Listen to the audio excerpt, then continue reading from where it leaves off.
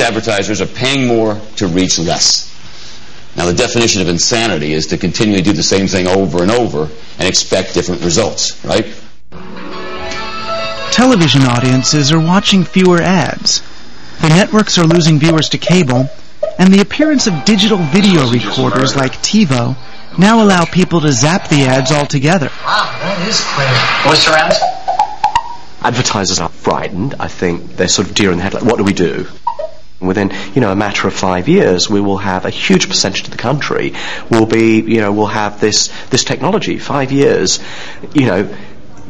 isn't a lot of time in terms of creating new models. So what countermeasure have advertisers come up with to the remote-wielding viewer?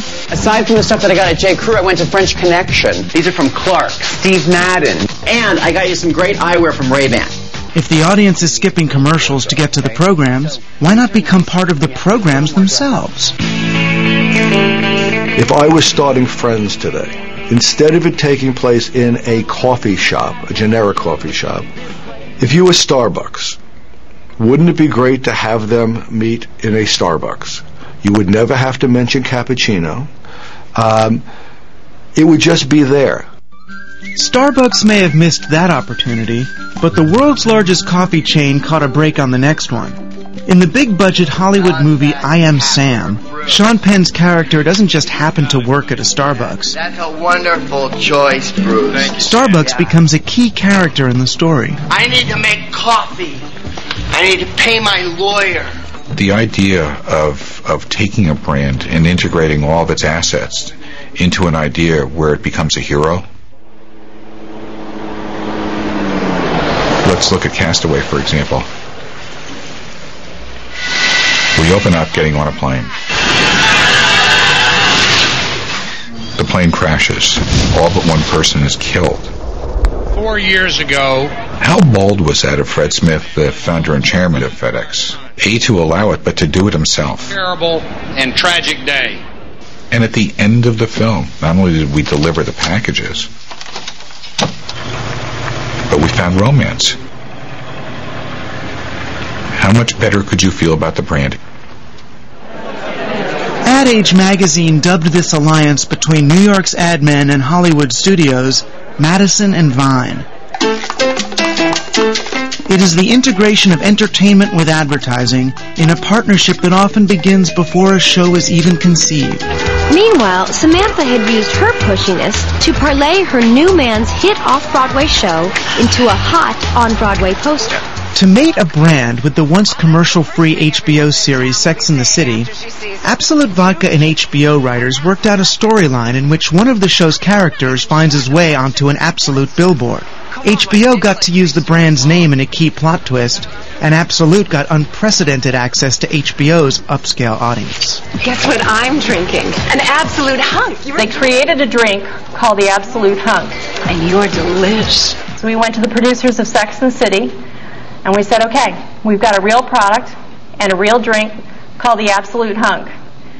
We want you to weave an entire storyline around this drink and this product so that it is unmistakably the conversation piece on Monday morning at the water cooler. Wow. It was quite the buzz. The way God and Madison Avenue intended. There are agencies, for instance, in Hollywood who go through every script before it is produced and find specific opportunities for automobiles, for beer, for virtually any product that you might want to name.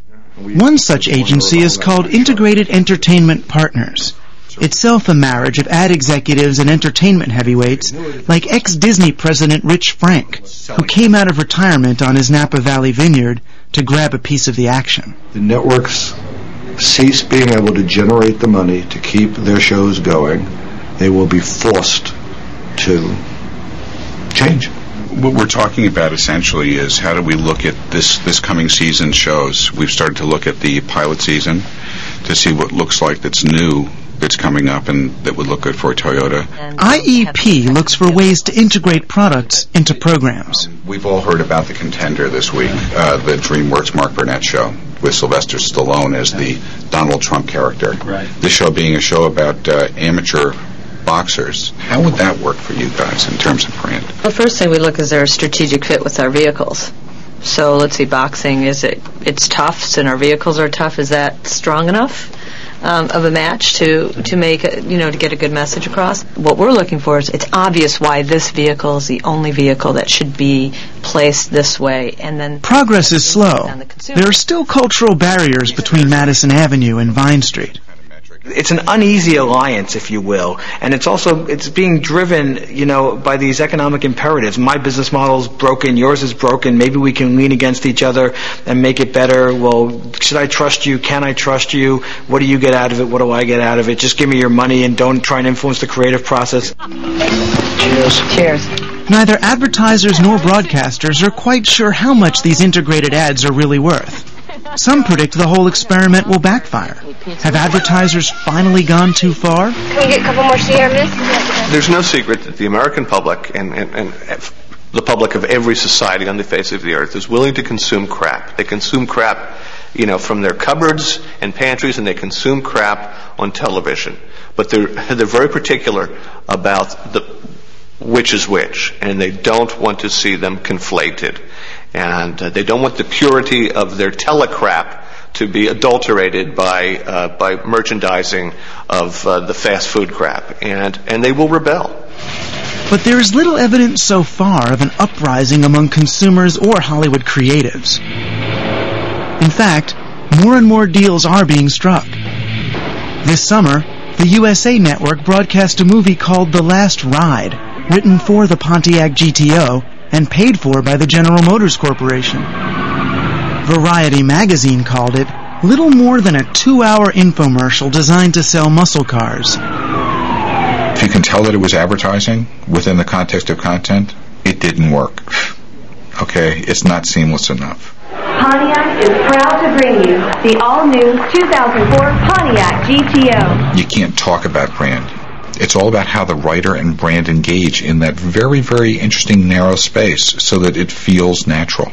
Oh, no, it's not product placement. No, it's the seamless integration of merchandise and narrative. No, it's product placement. And whatever kind of, MBA euphemism that you want to attach to it, it's still product placement. Some advertisers are venturing even further into programming. BMW Motors took the first plunge in 2001, developing a new form. A perfect hybrid of ad and movie. BMW was not only the sponsor, but also the creator. They had these 8-minute films shot by directors like